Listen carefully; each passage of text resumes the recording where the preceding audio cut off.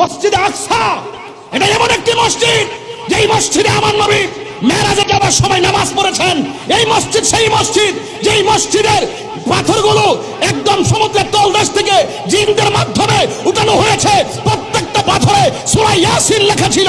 এমন মসজিদ, এই মসজিদ সেই মসজিদ যেই মসজিদ মুসলমানদের প্রথম কিবলা ছিল।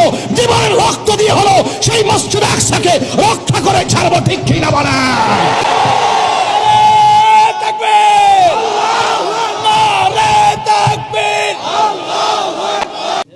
এবার মিল্লামিশা চলেন, সবাই মিল্লামিশা লন, আমরা ফিলিস্তিন যাই।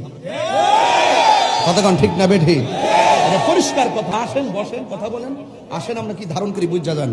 বয়েথের বাংলার জমিন স্যার তিন বেলা খাইয়া খেয়া খালি ফেসবুকে লিখলে চলতো না, ডাইরেক্ট চলে আমরা যাই। আমরা প্রস্তাব করে আমরা পাঠাই দেন, শুধুমাত্র বেশি আমরা ট্রেনিং লাগতো না, ডাইরেক্ট সমান করে বললাম। কথা ঠিক না?